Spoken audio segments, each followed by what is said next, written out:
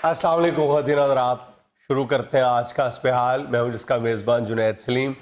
नाज़रीन, आज हमारे शो में इलेक्शन हारने के बाद, बल्कि इलेक्शन हारने के फ़ौरन बाद ही तशरीफ़ लाए हैं मौजूदा बल्कि साबिक अमरीकी सदर डोनाल्ड ट्रंप। ਜਿਹਦਾ ਦਿਲ ਟੁੱਟ ਜਾਏ ਜਿਹਦੀ ਗੱਲ ਮੁੱਕ ਜਾਏ ਜਿਹਨੂੰ ਚੋਟ ਇੱਕ ਲੱਗੇ ਮਿੰਟ ਖਲੋ ਜਾ। ਇਦਾਂ ਨਾ ਕਰ ਪੁੱਤ, ਪਹਿਲੀ ਜਿਹੜੀ ਗੱਲ ਉਹਨਾਂ ਕੀਤੀ ਆ ਉਹਦਾ ਮੇਰੇ ਨਾਲ ਹਿਸਾਬ ਹੋਣ ਦੇ ਯਾਰ। प्रोड्यूसर साहब, ये कुछ देर के लिए ज़रा सैड म्यूजिक लगा दें। ਯਾ ਬੈਸੇ ਸੈਡ ਮਿਊਜ਼ਿਕ ਕਾਹਦੇ ਲਈ ਲਾਉਣਾ? ਫਿਲਮ ਸਟਾਰ ਸ਼ਬਨਮ ਆਈ ਆ ਪੁੱਤ, ਐਡੀ ਗੱਲ ਕੋਈ ਨਹੀਂ, ਐਡੀ ਜਲਦੀ ਮੈਂ ਵੀ ਨਹੀਂ ਹਾਰਦਾ, ਨਾ ਹੀ ਮੈਂ ਹਾਰ ਮੰਨਣੀ ਹੈਗੀ। ਆਇਆ ਹੀ ਮੈਂ ਅੱਜ ਮੈਂ ਪ੍ਰੋਗਰਾਮ ਵਾਸਤੇ ਤੇ ਆਇਆ ਹੀ ਨਹੀਂ। ਮੈਂ ਪੁੱਤ ਅੱਜ ਤੈਨੂੰ ਕਹਿਣ ਵਾਸਤੇ ਆਇਆ, ਮੈਨੂੰ ਕੋ ਵਕੀਲ ਚੰਗੇ ਚੰਗੇ ਕਰ ਦੇ, ਕੋ 3-4 ਜਿਹੜੇ ਉੱਥੇ ਬਸ ਰੱਟਾ ਪਾ ਲੈਣ ਜਾ ਕੇ ਕੇਸ ਇਹੋ ਜਿਹਾ ਕਰਨਾ ਮੈਂ ਮੰਨਣੀ ਨਹੀਂ ਹਾਰ। ਬਸ ਇਹ ਕੋਈ ਇਹੋ ਜਿਹਾ ਬੰਦੋਬਸਤ ਕਰ, ਜੋ ਮਰਜ਼ੀ ਹੋਵੇ। ਆ ਜਿਹੜਾ ਬਾਈਡਨ ਆ ਨਾ ਬਾਬਾ, ਇਹਦੇ ਤੇ ਪਰਚਾ ਕਰਾਉਣਾ, ਭਾਵੇਂ ਮੈਨੂੰ ਆ ਗੱਬਰ ਜੈਕਸਨ ਦੇ ਪਿੰਨੀ 'ਚ ਗੋਲੀ ਮਾਰਨੀ ਪਵੇ। अगर तो करना है आपने केस, तो आपके अपने एडवाइजर है अमेरिका में ही साजिद तारड़ साहब, उनके कजन है यहाँ पे आजम नजीर तारड़, वो नवाज शरीफ के भी वकील हैं, उनको वकील कर लें, एहसन बोन साहब को कर लें। ਉੱਤੇ ਇਹ ਤੇ ਦੋਨੋਂ ਆ ਮੌਜੂਦ ਬੰਦੇ ਕੋ ਮੈਨੂੰ ਵੱਖੀ ਚ ਹੂਰੇ ਮਾਰਨ ਵਾਲੇ ਮੁੰਡੇ ਵੀ ਚਾਹੀਦੇ ਆ। और अगर आपने तहरीक चलानी है तो मैं आपको तारुल कादरी साहब का फोन नंबर दे देता हूँ। ਉਹ ਤੇ ਫਿਕਰ ਨਾ ਕਰ, ਮੈਂ ਬੰਦੇ ਚਾੜ ਦਿੱਤੇ ਆ, ਮਗਰ ਉਹ ਤੇ ਉੱਪੜ ਗਏ ਹੋਣਗੇ ਜਿੱਥੇ ਉਹਨਾਂ ਉੱਪੜਨਾ ਸੀ, ਨਾਲ ਹੀ ਤੇ ਮੇਰੇ ਬੈਠੇ ਆ ਉੱਥੇ। ਮੈਂ ਭੇਜਿਆ ਬੰਦੇ, ਮੈਂ ਕਿਹਾ ਮਿੰਟਾਂ ਤਰਲੇ ਕਰੋ ਤੇ ਤਹਿਰੀਕ ਚਲਾਣੀ ਆ ਬੜੀ ਡਾਢੀ। अच्छा, ਤੇ ਤੁਹਾਡੀ ਮਿਹਰਬਾਨੀ, ਮੈਨੂੰ ਭਾਵੇਂ ਜੋ ਬਾਈਡਨ ਜਿਹੜਾ ਨਾ ਉਹ ਮੈਨੂੰ ਐਡਾ ਨਹੀਂ ਜੇ ਦੁਖਦਾ ਜਿੱਡਾ ਮੈਨੂੰ ਆ ਬੰਦਾ ਦੁਖਦਾ ਜੀ। रो रो ਅਸੀਂ ਜਿੱਤਣਾ ਸੀ ਜਿੱਤ ਗਏ ਹੇ ਜਮਾਲੋ, ਅਸੀਂ ਜਿੱਤਣਾ ਸੀ ਜਿੱਤ ਗਏ ਹੇ ਜਮਾਲੋ, रो रो। अच्छा, बाराक ओबामा का जो बाइडन की फतह में बहुत बड़ा किरदार है। अच्छा। उन्होंने सारा दिन लोगों को फोन किए। अब अमेरिकन जो पब्लिक थी, ਤੇ ਜਾ ਕੇ ਨੱਚ ਕੇ ਬਹਾਉਂਦਾ ਰਿਹਾ। अमेरिकन पब्लिक को जब ये पता चलता था कि जनाब इनको उनके महबूब साबिक सदर का फोन है, फोन आया। वो खुशी से पागल हो जाते थे। हाँ जी, उनके हाथ से फोन गिर जाता था, मैं फिर कहता था फोन उठाओ, बड़े खुश होते थे। ਐਡੀਆਂ ਖੁਸ਼ੀਆਂ ਨਾ ਮਨਾ, ਇਹ ਗੈਰ ਸਰਕਾਰੀ ਨਤਾਇਜ ਆ, ਸਰਕਾਰੀ ਨਤਾਇਜ ਜੇ ਆਉਣੇ ਆ। यस, ਪੁੱਤ ਮੇਰਾ ਖਿਆਲ ਹੈ ਤੂੰ ਪਿਛਲੇ 24 ਘੰਟੇ ਪਾਣੀ ਵਾਲੇ ਤਲਾਅ 'ਚ ਬੜਿਆ ਰਿਹਾ। ਪੁੱਤ ਯਾਦ ਰੱਖੀ, ਜਿੰਨੇ ਜਿੱਤਣਾ ਹੁੰਦਾ ਨਾ ਉਹ ਜਿੱਤ ਜਾਂਦਾ, ਬਾਅਦ 'ਚ ਤਾਂ ਐਵੇਂ ਸਿਆਪੇ ਹੀ ਹੁੰਦੇ ਆ। लेकिन सर आप घबराए ना, हम केस करेंगे सर, फाइलें हमारे पास। ਪੁੱਤ ਕੇਸ ਤੇ ਮੈਂ ਕਰਨਾ ਹੀ ਕਰਨਾ, ਪਾਇਆ ਨਾ ਮੈਂ ਧਰਨਾ ਵੀ ਦੇਣਾ, ਮੈਂ ਛੱਡਣਾ ਨਹੀਂ। ਮੈਂ ਪਿਛਲੀਆਂ ਸਾਰੀਆਂ ਕੇਸਟਾਂ ਤੇ ਰਿਕਾਰਡਿੰਗਾਂ ਕੱਢ ਕੇ ਨਾ ਇਮਰਾਨ ਖਾਨ ਦੀਆਂ ਤੇ ਵੇਖ ਲਈਆਂ। ਮੈਂ ਵੇਖੀ, ਜੇ ਮੈਂ ਸਿਰਗੀ ਵਾਲੇ ਨਾਲ ਟਰੱਕ ਤੇ ਚੜ ਕੇ ਫਿਰਨ ਲੱਗ ਪਿਆ ਤੇ ਤਾਂ ਕਵੀ ਛੱਡਣਾ ਮੈਂ ਨਹੀਂ, ਔਰ ਨਾ ਹੀ ਮੈਂ ਇਹਨਾਂ ਨਾਲ ਹਕੂਮਤ ਕਰਨੀ ਦੇਣੀ ਆ। ਇਹ ਜੇ 5 ਸਾਲ ਪੂਰੇ ਕਰ ਗਏ ਨਾ ਤੇ ਮੇਰਾ ਨਾਂ ਹੀ ਟਰੰਪੂ ਨਹੀਂ। ਇਮਰਾਨ ਖਾਨ ਤੇ ਸਿਰਫ ਕੰਟੇਨਰ ਤੇ ਚੜਿਆ ਸੀ, ਮੈਂ ਜਹਾਜ਼ ਤੇ ਵੀ ਚੜ ਜਾਣਾ।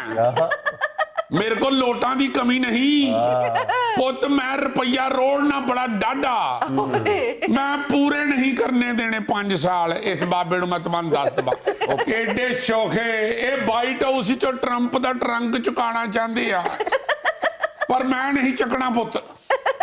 और भाई जेड़ा हार जावे ਉਹਨੂੰ ਵਾਈਟ ਹਾਊਸ ਛੱਡਣਾ ਹੀ ਪੈਂਦਾ ਹੈ। ਮੈਂ ਵੀ ਤਾਂ ਛੱਡਿਆ ਸੀ। ਤੂੰ 2 ਬਾਰੀਆਂ ਲੈ ਕੇ ਛੱਡਿਆ, ਮੈਨੂੰ ਇੱਕੋ ਬਾਰੀ ਦੇਖ ਤੇ ਕੱਢਣ ਡਏ ਆ। ਮੈਂ ਰੱਬ ਜਾਣਦਾ, ਮੈਨੂੰ ਦੁੱਖ ਜਰਾ ਨਹੀਂ ਹੋਣਾ। ਜੇ ਮੈਨੂੰ 2 ਬਾਰੀਆਂ ਮਿਲ ਜਾਂਦੀਆਂ ਮੈਂ ਆਪ ਟੁਰ ਜਾਣਾ ਸੀ। ਮੈਨੂੰ ਗੁੱਸਾ ਹੀ ਤਾਂ ਆ, ਮੈਂ ਤੇ ਇਲੈਕਸ਼ਨੋਂ 2 ਦਿਨ ਪਹਿਲਾਂ ਏਡੇ ਡੱਬੂਲੀ ਕੁੱਤੇ ਬੰਨ ਛੱਡੇ ਆ ਪਿੱਛੇ ਵਾਈਟ ਹਾਊਸ 'ਚ। ਜਾਏ ਜਰਾ ਉੱਥੇ ਚਵਲਾ ਜਿਹੀਆਂ ਭਰਜਾਈ ਤੁਹਾਡੀ ਰਾਤ ਦੀ ਰੋਣ ਡਈ ਆ। आपके हारने की वजह से? ਹੋਰ ਉਹਦੀ ਮਾਈ ਕਮੇਟੀ ਮਾਰ ਗਈ ਆ, मेरे हारन ते ही रोना उन्हें। पहले ही मुश्किल से आपके साथ गुजारा कर रही थी, शायद इस वजह से कि आप सदर थे। अब क्या बनेगा? नहीं पुत मोहब्बत कर दिया आदिया ट्रंपू जिदन दा तू सदर बनया मैनू चंगा लगन लग पिया सी। आ हुण तू हार गया ते मैनू बिल्कुल जानवर जिहा लगन लग पिया। मिस्टर ट्रंप, आपको पता है आपके हारने पे सबसे ज्यादा दुखी कौन है दुनिया में? तेरी परजाई नहीं, जुनैद सलीम, उसके शो का एक कितना खूबसूरत कैरेक्टर खत्म हो जाएगा। ये ना करी मैं तेन दस छड्डा, ये ना करी। आ बेहा चवल जी हारी आ कदों दी, तेन भी ते साधना ना। वो तो लोगों के दिलों पे हुकूमत करता था। ओ पुत चल जान दे, अहीं भी अमरीका हुकूमत कीती आ माड़ी चंगी। अहीं को उथे आलू छोले नहीं बेचे। तेरी मेहरबानी आ, अज बाइडन भी सदेगा तो मैनू नाल सादा रवि। देखें मिस्टर ट्रंप, वक्त बड़ी जालिम चीज है, ये बड़ों बड़ों को भुला देता है। ये साफ ही हुंदे ही इहो जिहे आ बाई। ਇਹ ਨਹੀਂ ਕਿਸੇ ਦਾ ਵੀ ਲਿਹਾਜ਼ ਕਰਦੇ। ਹਾਂ ਜੀ ਨਾ ਜੀ ਦੀ ਹਕੂਮਤ ਹੋਵੇ ਇਹਨਾਂ ਨੇ ਉਹਨਾਂ ਦੇ ਹੱਕ 'ਚ ਲਿਖਣਾ ਹੁੰਦਾ ਜੀ। ਚਲੋ ਯਾਰ ਤੁਸੀਂ ਖਿੱਚ ਕੇ ਰੱਖੋ ਆਪਣਾ ਵਕੀਲ ਕਰ ਲਓ ਚੰਗੇ ਚੰਗੇ। ਵੈਸੇ ਤੇ ਮੈਂ ਇਹਨਾਂ ਨੇ ਵੀ ਕਾਲੀਆਂ ਟਾਈਆਂ ਪਵਾਤੀਆਂ ਸਾਰਿਆਂ ਨੂੰ। ਹਾਂ ਮੈਂ ਹਾਂ ਵਕੀਲ ਭਾਵੇਂ ਉੱਥੇ ਸਾਨੂੰ ਸੋਬਰ ਜੇ ਮਿਲ ਜਾਣ ਆਈ ਐਮ ਤਾਰੜ ਸਾਹਿਬ, मगर फिर कुटन छुटन वास्ते तुसी नाल रेडी रहना। मिस्टर ट्रंप, कुटने का आप फिक्र ना करें, यहाँ पे आपको बड़े वकील ऐसे मिल जाएंगे जो ये फरीजा आसान अंदाज में पूरा करेंगे। यार तू छड़ दे इन्हू कुटन कटान नूं, तू आसन बून साहब भी नाल कर दे ते नाल भा तारड़ कर दे। मैं छड्डना नहीं, मैं बड़ा तपिया, रब जानदा मैनू मेरे सहुरिਆਂ ने आके ओए तोए ओ कीती आ। साली मेरी बड़ी मेरे नाल लड़ी ही, ਉਹ ਸਿਰਫ ਮੇਰੇ ਸਦਰ ਹੋਣ ਦੀ ਵਜ੍ਹਾ ਤੋਂ ਲੇੜੇ ਨਹੀਂ ਲੱਗਦੀ। ਅੱਜ ਜਿੱਦਣ ਉਹਨੂੰ ਪਤਾ ਲੱਗਾ ਰਿਜ਼ਲਟ ਮੇਰੇ ਦਾ, ਤੈਨੂੰ ਮੈਂ ਕੀ ਦੱਸਾਂ ਉਹਨੇ ਫੋਨ ਕਰਕੇ ਮੇਰੇ ਨਾਲ ਕੀ ਕੀਤੀ ਆ। पहले कौन सा आपके लिए चाशनी से मिठाइयां लेके आती थी, पहले भी आपको गालियां देती थी। ਓਏ ਆਹੋ ਪੁੱਤ ਤੇ ਮੂੰਹ ਤੇ ਨਹੀਂ ਨਾ ਕੱਢਦੀ, ਪਿੱਛੋਂ ਕੱਢੀ ਜਾਵੇ। ਹੁਣ ਤੇ ਉਹਨੇ ਮੂੰਹ ਤੇ ਬੇਇੱਜ਼ਤੀ ਕੀਤੀ ਆ। ਤੈਨੂੰ ਗੱਲ ਦੱਸਾਂ ਤੇ ਤੂੰ ਹੈਰਾਨ ਹੋ ਜਾਵੇਂਗਾ। ਅੱਜ ਤਾਂ ਟੀਵੀ ਤੇ ਚੱਲੀ ਆ ਨਾ ਖਬਰ, ਟਰੰਪੂ ਹਾਰ ਗਿਆ ਤੇ ਨਾਮ ਰਾਤ ਸਾਲੀ ਮੇਰੀ ਫੋਨ ਕਰਕੇ ਪਤਾ ਕੀ ਆਂਦੀ ਆ, ਕਹਿੰਦੀ ਆ ਤੇਰੇ ਨਾਲੋਂ ਤੇ ਭੈਣ ਵਿਆਹਣ ਨਾਲੋਂ ਚੰਗਾ ਹੀ ਇਹੀ ਕੁੜੀ ਆਪਣੀ ਮੱਛੀਆਂ ਕੇ ਸੁੱਟ ਛੱਡਦੇ ਦਰਿਆ 'ਚ। यानी देखो जरा, इधरों ही हारे हैं तो उधरों ही मच्छियां नालों भी पैड़े हो गए। अच्छा, आज आपके गार्ड्स के हाथ में कोई वेपन शेपन नजर नहीं आ रहा है। पुत जिते नाली बाहर आनी, अच्छा? जिते नाली बाहर आनी, क्यों? क्या हुआ? हारे दी ते थां थां बिजती हूं। हुआ क्या है? आ गन्ना शन्ना लैके सारियां अमेरिकन फड़ के आए आ। आ थल्ले तुहाडे गार्डां ने खोल लियां। तरले ले मैं क्या मैं ट्रंपू हां। आदि ने ट्रंपू दे आह की करिए ही सिर्फ मियां आमर साहब दा आर्डर सुनने। मैं क्या पुत वेखो ते सही, मैं अमरीका दा सदर आ। आंदे ने उत्थे एमडी साहब ने, नवीद काशिफ साहब ने सदर दी थां ते जो बाइडन लाया। मैं पुत रजिस्टर दे 4 कुछ सफे पिछे थुल के बेख। आंदा नहीं भाई जी अही नवे आर्डरां ते चलने आ, पुराणियां ते नहीं चलदे। मेरी थोड़ी जी आवाज उची हुई आ, पिछों सिक्योरिटी वाले शायद हाँ ने घसुन मारिया मेरी गुत्ती च। चिंगम चबन डिया हाँ, जबान मेरी दंदा थले आ गई। ये सारियां हारे दियां गल्लां नहीं, जिते बंदे दे कोई नेड़े नहीं लगदा।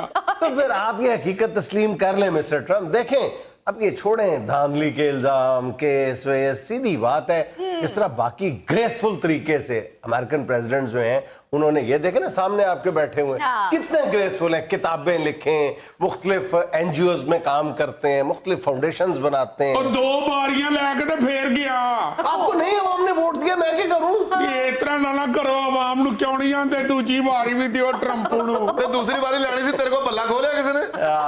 नहीं तो मैनू हुण बल्ला खोड़ वाली गल आ ना, तो मैनू हुण कहंदे आ जी कि तुसीं हार गए हो। इदां ना करो, तुहाडी मेहरबानी। जाना मैं भी नहीं वाइट हाउस चो, भावें मैनू खरीदना पै जावे।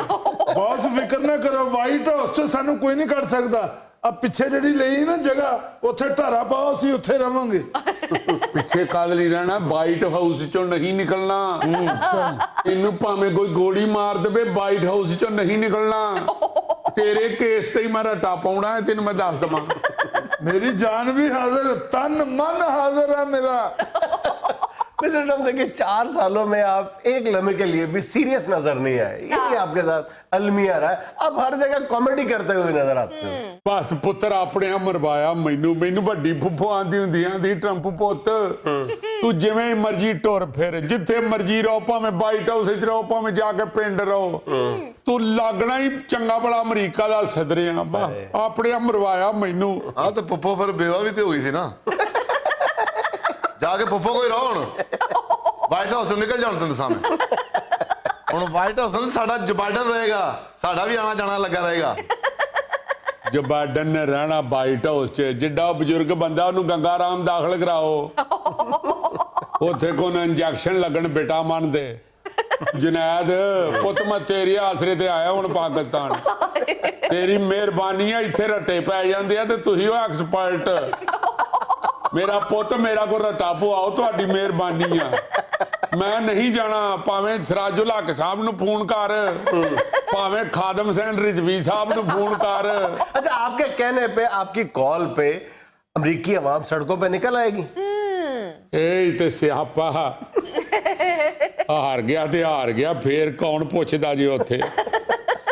ਤੇਰੀ ठीक है ना? अगर ਮਿਹਰਬਾਨੀ। ये कॉल बाराक ओबामा जैसा बंदा देता तो हजारों क्या लाखों लोग सड़कों पे आ जाते। ਉਹ ਇਹਦੇ ਤੇ ਤਰਸ ਖਾ ਕੇ ਇਕੱਠੇ ਹੋ ਜਾਂਦੇ ਹੈਗੇ। ਪੁੱਤ ਜਵੇਦ ਹਾਸ਼ਮੀ ਨੂੰ ਫੋਨ ਮਿਲਾ, ਤੇਰੀ ਮਿਹਰਬਾਨੀ। जावेद हाशमी साहब का क्या ताल्लुक है ਉਹ आपके? ਪੁੱਤ ਜਿੰਨੇ ਰੱਟਾ ਪਾਉਣ ਵਾਲੇ ਬੰਦੇ ਆ ਮੈਂ ਤੈਨੂੰ ਦੱਸਣਾ। वो क्या कहेंगे? ਬਸ ਜਵੇਦ ਹਾਸ਼ਮੀ ਸਾਹਿਬ ਨੂੰ ਕਹਿ ਦੇ ਬਾਈ ਬਿਆਨ ਦੇ ਦੇਣ ਇੱਕ, ਕਿਆ? ਕਿ ਜਦੋਂ CIA ਦੀਆਂ ਤੇ ਜੋ ਬਾਈਡਨ ਦੀਆਂ ਮੁਲਾਕਾਤਾਂ ਹੋ ਰਹੀਆਂ ਸਨ ਮੈਂ ਵਿੱਚੇ ਹੀ ਸਾਂ।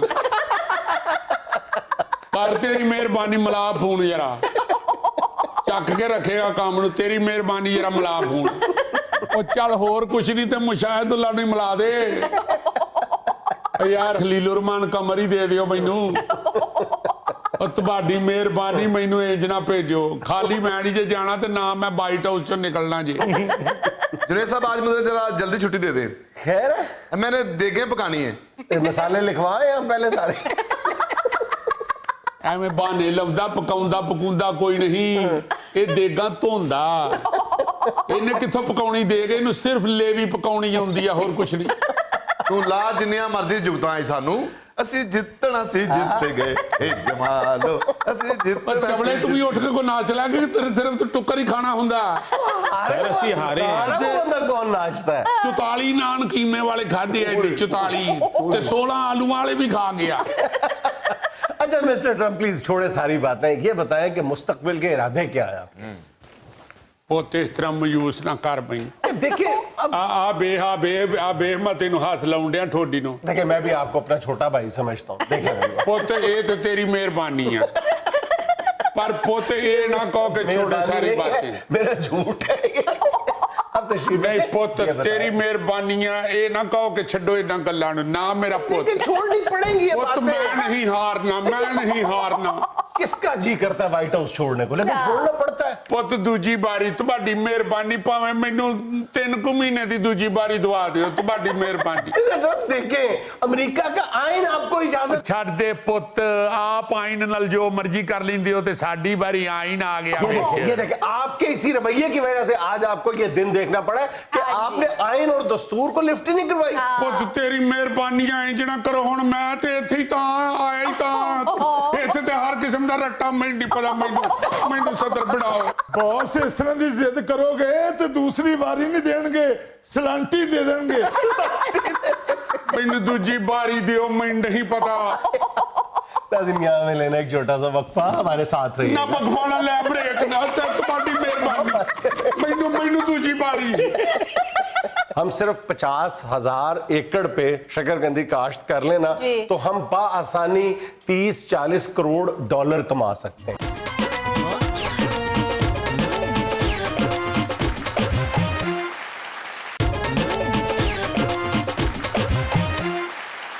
अच्छा गोगा जी, सर्दियां आ गई हैं जी। और जाहिर है कि सर्दियों की जो सौगातें हैं उसमें एक ऐसी सौगात भी है जो जिसको हमें खाना चाहिए लेकिन हम बहुत कम खाते हैं। बहुत कम हमारी तवज्जो हासिल करती है। हम सिर्फ चस्के के लिए उसको खाते हैं। अच्छा जी। यानी अपना जो चटखारे के लिए खाते हैं, और वो है शकरकंदी। बिल्कुल सही। शकरकंदी एक ऐसी चीज है, लाजवाब चीज है कि हमें इसके फवायद का पता चल जाए तो हम कोई दूसरी चीज खाए ही ना। अच्छा बिल्कुल ऐसा ही है। क्या क्या फवायद हैं इसके? बेटा सबसे बड़ा फायदा तो ये है कि आप कागज पे रख के भी खा सकते हैं। और तीली के साथ भी खा सकते हैं। जी, तीली के साथ भी खा सकते हैं, और इस बगैर खट्टे के भी खा सकते हैं, और खट्टा डाल के भी खा सकते हैं। कह कौन रहा है कि तीली के साथ खा सकते हैं, जिसने हमेशा ऐसे खाई है। चाहे बाबूजी इसको तीली के साथ खा लें, चाहे इसको सुक्की खा लें, चाहे चम्मच के साथ खा लें, इसके बड़े फायदे हैं। जरा हमारे व्यूअर्स को बताएं मोटे मोटे ये फायदे। मैदे के लिए बहुत अच्छी चीज है, जिल्द के लिए, बालों के लिए, हाजमे के लिए बड़ी अच्छी चीज है। वाह वाह, और लेकिन असाबी- बालों का तो आपका रिजल्ट नजर आ रहा है। यार मैंने नहीं खाई तो मैंने विग लगाई हुई है ना। नहीं तो जब बाल उतरना शुरू हुए थे तो खा लेनी थी, ये कौन सी सुनियारे से मिलती है? लेकिन सस्ती सी आइटम है। उस वक्त फिर शुगर हो गई, शुगर की वजह से नहीं खाई। अगर शुगर ना हो तो शकरकंदी खाई जाए तो ये इंसुलिन का लेवल जो है ये बैलेंस अच्छा रखती ये है। बड़ी जबरदस्त बात बताइए, यकीन है पूरा यार। डॉक्टर समर साहब आप नहीं वाकई ये बड़ी जबरदस्त बात है कि अगर आपको शुगर नहीं है हाँ जी। और आप शकरकंदी खाते हैं तो शकरकंदी का सबसे बड़ा कमाल ये है कि ये इंसुलिन लेवल जो है उसको मेंटेन अरे वाह, असल में इसमें सबसे बड़ी खूबी ये है। ये मेंटेन तुम्हारे मुंह से निकल गया, उसके मुंह से नहीं निकला। उसने बात तो समझा दी है ना। मैं उनके मुंह से निकल वो मेंटेन कहने के लिए मेंटेन कर रहा था मुंह को। मैंने लेवल कह दिए, मैंने लेवल कह दिए। लेवल असल बात ये है कि शकरकंदी जो है ये विटामिन ए का स्टोरेज है। अरे वाह, जिसके अंदर बेपना विटामिन ए होती है और विटामिन ए जो है उसके फायदे बताने की जरूरत नहीं है। बिल्कुल सही। कि आपको जो सूरज में जो ज़र्र-रिसां शुआएं हैं उनसे आपकी स्किन को बचाती है, कैंसर के खिलाफ मदाफियत पैदा करता है विटामिन ए। विटामिन ए के तो बेशुमार फायदे और उसमें विटामिन ए जो है वो भरपूर तरीके से शकरकंदी में मौजूद होती है। असल में शकरकंदी को हमने ना कभी भी लिफ्ट नहीं करवाई, हमने इसको सिर्फ बस चटखारे के तौर पे खाया। और अगर जरा देखा जाए कि हम कितनी खाते हैं तो एक अमरीकी शहरी जो है वो औसतन 4-5 किलो जो है सालाना शकरकंदी खाता है। हम कितनी खाते हैं? जी। हार्डली 100 ग्राम सालाना। 100 ग्राम, 100-125 ग्राम, वो भी आधा अगर जो पाव। कोई छोटे मोहल्ले में रहता है, हाँ बिल्कुल, गली में को बेचने वाला आए तो खा लीजिए। एग्जैक्टली रेडी से लेके खा लेते हैं, लेकिन बाकायदा ये तमाम करके हम शकरकंदी नहीं अब खाते। कच्ची शकरकंदी हर स्टोर से मिलती है, हाँ बड़ी बड़ी जी, दुकानों मिल से, हर जाती जगह से मिलती है। सब्जी अगर वाली आप दुकान उसको से। सब्जी वाली दुकान से भी मिलती है। इसको आप ला के घर में ही उसको उबाल के तो खा सकते हैं। और बेहतरीन। तुम यकीन करो कि इतनी लाजवाब चीज़ है, हमें तो कोई मतलब एज ए नेशन हमें कोई गाइड करने वाला नहीं है ना। हमारी जो ईटिंग हैबिट्स हैं, हमारी जो न्यूट्रिशन की बातें हैं, ये हमें कोई समझाने वाला कभी कोई आया ही नहीं है। वरना तुम देखो कि दुनिया में इस वक्त 50 अरब डॉलर की शकरकंदी की ट्रेड हो रही है। 50 अरब डॉलर की। बल्ले बल्ले बल्ले। कमोबेश पूरी दुनिया में जो है ना वो चीनी जो है वो छाए हुए हैं। अच्छा, चीन इस वक्त पूरी दुनिया में सबसे बड़ा प्रोड्यूसर भी है और एक्सपोर्टर भी है। 7 करोड़ टन शकरकंदी पैदा कर रहा है चीन। अच्छा, दूसरे नंबर पे कौन है और वो कितनी शकरकंदी पैदा कर रहा है? अफ्रीका का एक छोटा सा मुल्क है मलावी, आपने सुना होगा। वारिस मलावी। वो मलावी में रहते हैं मेरे ताया जी। अच्छा। वो पहले जी गोंडा में रहते थे। अफ्रीका से उनको निकलने नहीं देते। नहीं यार है, और किधरों नजर आईडी कार्ड ही नहीं ना बनना उनके। और कहीं से आईडी कार्ड बनवाए ना तो आईडी कार्ड फोटो नहीं एक्सेप्ट करता। एरर आ जाता है। हाँ जी। अच्छा, नंबर 1 चाइना है विद जी। 7 करोड़ टन और दूसरे नंबर पे मलावी है सिर्फ 55 लाख टन। 55 लाख टन जब दूसरे नंबर पे मलावी आता है। इतना बड़ा फर्क है। इसका मतलब है कि पूरी दुनिया में शकरकंदी जो है वो ये चीनी खिला रहे हैं सारों को। बहुत अच्छी।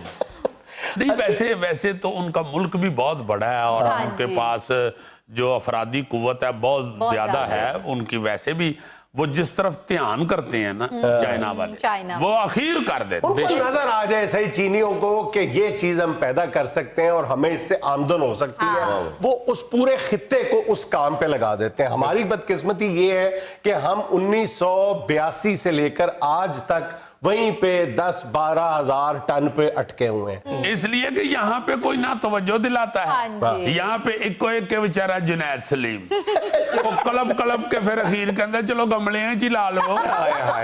गमले च किन्नी को लग दी है? आधा किलो लग दी ज्यादा। अब यकीन करो कि इस पे भी कल्पने को जी चाह रहा है कि अगर हम 50,000 एकड़ पे शकरकंदी लगा लेना, जी। 50,000 एकड़ पे, और इसमें भी कोई रॉकेट साइंस नहीं है। अक्सर मौजूआत पे बात करते हुए जो मुख्तलिफ हम ہم اجناس کی بات کرتے ہیں تو ہمیں کہنا پڑتا ہے کہ جی فی ایکڑ پیداوار بڑھانے کی ضرورت ہے. اس میں کوئی اگر ہم فی ایکڑ پیداوار نہ بھی بڑھائیں نا, ہم ویسے ہی جتنی ہم اس وقت حاصل کر رہے ہیں وہ کم و بیش دنیا میں جتنی حاصل کرتے ہیں اس کے برابر ہی ہے. ہم صرف 50,000 ایکڑ پہ شکرقندی کاشت کر لینا تو ہم بآسانی 30-40 کروڑ ڈالر کما سکتے ہیں اپنی ضروریات پوری کرنے کے بعد, بلکہ اپنی ضروریات دگنی بھی کر لینا, پھر بھی ہم جو ہے وہ کم و بیش جو ہے وہ 2 لاکھ ٹن جو ہے وہ شکرقندی ایکسپورٹ کر سکتے ہیں. سر ویسے یہ 1 ایکڑ میں کتنی کاشت ہو جاتی ہے؟ 8 ٹن.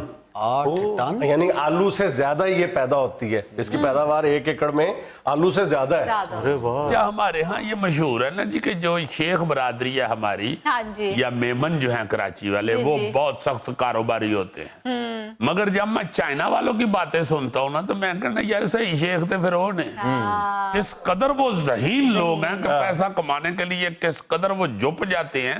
یہاں پہ جو ہمارے شیخ صاحبان بھی ہیں جو سب سے زیادہ کاروباری گنے جاتے ہیں وہ کنے کو کاروباری ہیں, چھوٹی چھوٹی جگہ تھی پھنسے ہوندے ہیں. ہمارے گجرا والا میں شیخ تارک جموں والا بہت بڑا امیر آدمی ہے اور بزنس کیا ہے, ایک کری چوہا تھوڑی جی روٹی ٹوک کے چلا گیا, لو جی وہ پیچھے پی گیا میں چھڈنا ہی نہیں, انہوں پھڑے اس پھڑ کے انہوں کہندا کہ جنی دیر تک اس روٹی دے پیسے نہیں نہ پورے ہون گے ایتھے میرے سامنے مینوں نچ کے وہا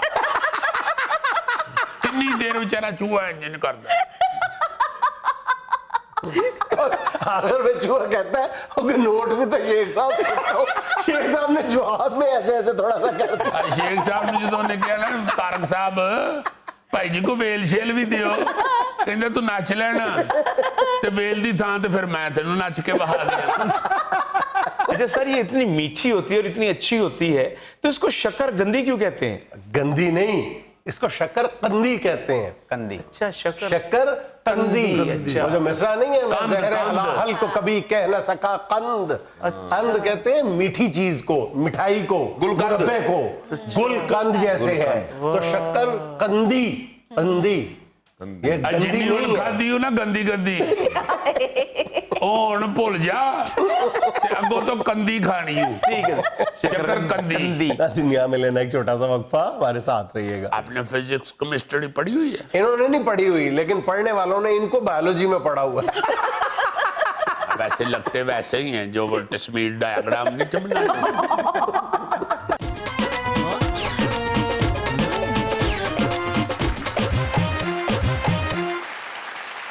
ناظرین آج ایک مرتبہ پھر ہمارے ساتھ موجود ہیں ٹریفک وارڈن اسلم. السلام علیکم. وعلیکم السلام جنید صاحب, بڑی مہربانی آپ کی, آپ دوبارہ ادھر آ کے بولنے کا موقع دیتے ہیں. آج میں آپ کو ایک خوشخبری سنانے کے لیے آیا. اچھا جی. آپ کا بھی چونکہ سب سے بڑا جو دڑینا مطالبہ ہے وہ یہی ہے کہ پاکستان کی ٹریفک ٹھیک ہونی چاہیے. تو آپ کو پتہ ہے کہ وارڈن جو ہیں سارے پاکستان میں بلکہ جتنے بھی ٹریفک کی پولیس ہے ان کا بھی یہی مطمع نظر ہے کہ ٹریفک ٹھیک ہو. کیا ہے ان کا مطمع نظر؟ مطمع نظر یار پلیز. یہ مطمع نظر میں تے ہوتا ہے یا توئے ہوتا ہے؟ جنید صاحب مجھ سے آپ یہ پوچھے کہ ہری اور لال بٹی کے درمیان میں کون سی بٹی ہوتی ہے. مجھے کہ آپ مطمع نظر پہ اڑ گئے ہیں.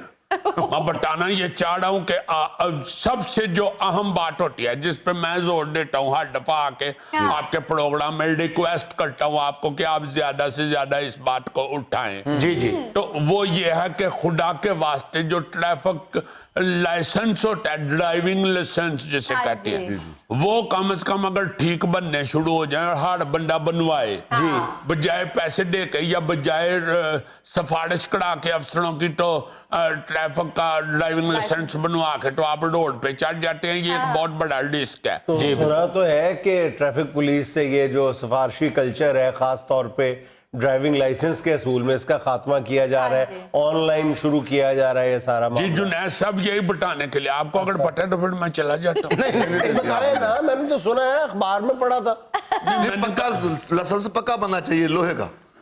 لوہے کا لائسنس یار کو لائسنس وہا کے ڈوارڈن کو لو چھٹنے تو سی یا لائسنس وہا کے کلفی لینی ہے. टोकन वाली कुल्फी होती है, टोकन लो इधर देख के कुल्फी ले हद हो गई है आपकी भी। अब मेरा ख्याल है यकीनन मुझे अब तो 100% यकीन हो गया कि आप बेवकूफ आदमी। नहीं, हम दानिश वाले इधर देखते हैं, हम लाइसेंस की बात कर रहे थे असलम भाई। बात मैं ये करना चाह रहा हूँ जुनैद साहब, बाढ़ के ममालिक के अंदर वो जो पूरी दुनिया जी जी जो तरक्की याफ्ता ममालिक हैं, जिनको आप देखते हैं कि ये बड़ी अच्छी कौमें हैं, वो सारे के सारे जो है ना वहां पे ड्राइविंग लाइसेंस बनाना इतना मुश्किल है, इतना मुश्किल है, इतना मुश्किल है। एक दफा समझ आ जाता है, फिर 3 दफा क्यों कहते हो? ये भी दानिशवर्ड है। हद हो गई, आपको ये भी नहीं पता कि जिस चीज पे जोर देना उसको बार बार रिपीट करते हैं। मैं इसकी ड्राइविंग लाइसेंस की अहमियत को वाजे करना चाह रहा हूं। अच्छा 3 दफा गए ਸੀ ਲਾਇਸੈਂਸ ਬਣਵਾਉਣ, ਉਹਨਾਂ ਦਾ ਬਣਿਆ ਨਹੀਂ, ਉਹਨਾਂ ਦੀਆਂ ਲੱਤਾਂ ਰੇਸਾਂ ਬ੍ਰੇਕਾਂ ਤੱਕ नहीं ਜਾਂਦੀਆਂ। बेटे बात ये हो रही है कि ड्राइविंग लाइसेंस जब बनाने के लिए जाएं तो आपको कम से कम ट्रैफिक के कवानीन का पता होना चाहिए, आपको ट्रैफिक सिग्नल का पता होना चाहिए, जो इशारे हैं ट्रैफिक के उनका पता होना चाहिए। तो इसके लिए मैं बताना चाह रहा हूं कि बाढ़ के ममालिक में इतनी मेहनत करनी पड़ती है कि उधर लोग बेचारे MBBS में पास हो जाते हैं, ड्राइविंग लाइसेंस में नहीं पास होते। 2-2, 3-3, 4-4 चक्कर लगा के तो फिर लाइसेंस बनता है। इधर आप फोन कराते हैं, चौधरी बशीर साहब का फोन आ गया जी, वो कौन है जी, MP हैं, बना दो जी लाइसेंस। और जी असगर डोगर साहब का फोन आ गया, ये कौन है जी, SP साहब है, बना दो जी लाइसेंस। यार हद हो गई है, ये ड्राइविंग लाइसेंस है या तमाशा लगा हुआ है। हमारे यहाँ सिफारिश करने के बाद फिर ये नहीं पूछती पुलिस कि किसका लाइसेंस बनवाना है, ये पूछती है जी कितने लाइसेंस बनवाने हैं। देखो ना जरा, देखो इट इज वेरी बैड। मैं कहता हूं कि अगर आप सिर्फ ड्राइविंग लाइसेंस का प्रोसीजर शफाफ साफ कर दें तो आपकी ट्रैफिक ठीक हो सकती है। कम से कम सेंस तो होगी ना जो ड्राइव कर रहा होगा, उसको ये तो पता होगा कि क्या सिग्नल है, क्या इशारे लगे हुए हैं, ट्रैफिक के कवानीन को तो वो समझता होगा। तो न सब अब हमारे महकमे ने, गवर्नमेंट ने ये फैसला किया है कि ड्राइविंग लाइसेंस जो है ना वो ऑनलाइन इम्तिहान देना पड़ेगा, क्योंकि उसके लिए फिर ऑनलाइन सबको पता होगा कि मैंने देखो बात ये है कि अगर आप सारे असूलों को पढ़ के तो फिर लाइसेंस लेंगे तो उसका आपको फायदा है। बिल्कुल सही। तो अगर आप वैसे लाइसेंस ले लेंगे तो फिर यही बात है, भावे लोहे का लाइसेंस ले लो, भावे ड्राइविंग लाइसेंस ले लो। तो असलम साहब ऑनलाइन जो लाइसेंस बनेगा उस पर बातचीत ही होगी ना, वो चला के भी दिखाएंगे? वो उसके बाद होगा। अच्छा, उसके बाद। पहले होता है, देखो पहले होता है रिटर्न टेस्ट, अच्छा आई मीन थ्योरी टेस्ट होता है। थ्योरी के हवाले से आप पहले टेस्ट दें, आप जब आप थ्योरी पास कर लेंगे फिर प्रैक्टिकल पे आए। फिर प्रैक्टिकल। आपने फिजिक्स केमिस्ट्री पढ़ी हुई है? इन्होंने नहीं पढ़ी हुई, लेकिन पढ़ने वालों ने इनको बायोलॉजी में पढ़ा हुआ है। वैसे लगते वैसे ही हैं जो वो तस्वीर डायग्राम नहीं समझा। तो बात ये है कि ये बड़ी अच्छी बात है। एक तो ड्राइविंग लाइसेंस आपके पास एक्यूरेट होना चाहिए और बगैर सिफारिश के होना चाहिए, और आपको पता होना चाहिए कि क्या कवानीन है, ट्रैफिक इशारे क्या क्या सब। इतनी हंसी आती है। हम चूंकि ड्यूटी पे होते हैं इसलिए हंसते नहीं है, फिर मुंह पे हाथ ला के ये कर लेते हैं। हंसी इतनी आती है। एक बंदे को मैंने पूछा, मैंने कहा यार इधर तो दाएं तरफ मुड़ना मना था, तो तुम क्यों दाएं तरफ मुड़ के आ गए हो? कहते किधर मना है? मैंने कहा वो देखो बोर्ड लगा हुआ है, इधर को तीर करके ऊपर ऐसे क्रॉस किया हुआ है। कहता मुझे क्या पता, इसका मतलब ये है दाएं तरफ न मुड़ो। मैंने कहा तुमको पता नहीं है तो तुम्हारा लाइसेंस किधर है? कहता ये लो। लाइसेंस उसके पास है तो उसको यही नहीं पता कि दाएं तरफ मुड़ने वाला इशारा क्या होता है या ना मुड़ने वाला क्या होता है। फिर इसी तरह अगर आप किसी से पूछे कि भाई जी ये जो सुरख बत्ती है ट्रैफिक इशारा और ग्रीन बत्ती, इसके दरमियान जो येलो बत्ती है ये क्या होती है, इसका क्या मकसद है? कहता है ये ट्रैफिक का झंडा पूरा करने के लिए बनाई है। मैंने कहा यार तेरी माथे से नहीं बाज गई, ये इशारा ट्रैफिक है, ये झंडा कहां से आ गया? कहता झंडा ही होता है जिसमें इतने रंग होते हैं। नाज़रीन यहाँ पे लेना एक छोटा सा वक्फा, हमारे साथ रहिएगा।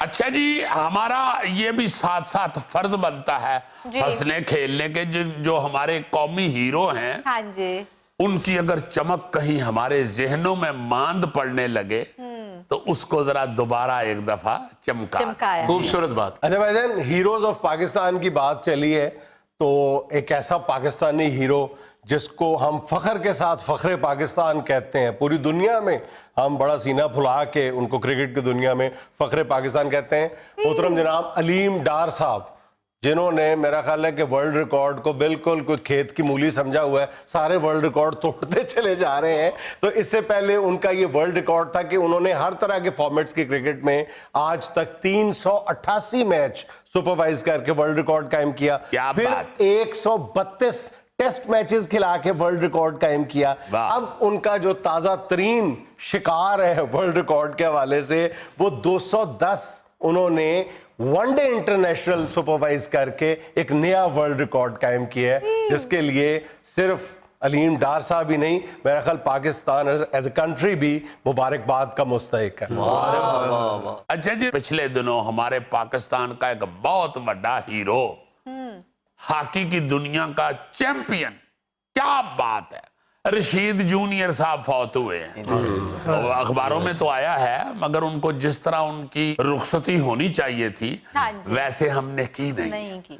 बहुत बड़ा आदमी हुआ है हॉकी की गेम में, मुझे याद है अच्छी तरह, उनको किंग है, गोल करके आएगा। फिर उसको कोई नहीं मना कर सकता। बहुत बड़ा आदमी हुआ है और उसने पाकिस्तान को बहुत इज्जत दिलाई है। बेशक। 1968 68 जैसे हम कहते हैं 68 में अपने कैरियर का आगाज किया और पहले साल में ही मैक्सिको में होने वाले जो थे ना जी मैचेस, मुकाबला जो वहां पे जो टूर्नामेंट हुआ, वहां से गोल्ड मेडल उठाया। वाह। जी जी जी जी, ये मैक्सिको में ओलंपिक्स हो रहे थे उस वक्त, जहां से गोल्ड मेडल ये लेके आए। अच्छा। इनका पूरा नाम अब्दुल रशीद था और रशीद जूनियर के नाम से ये जाने जाते थे। यानी इसे कहते हैं हकीकी हीरो के पहले साल ही गोल्ड मेडल उठाया। फिर उसके बाद इनका फतूहात का सिलसिला चल निकला। अच्छा। 1970 में बैंकॉक में होने वाली जो गेम्स थी, क्या उनको कहते हैं, एशियन गेम्स। हाँ, एशियन गेम्स में भी गोल्ड मेडल हासिल किया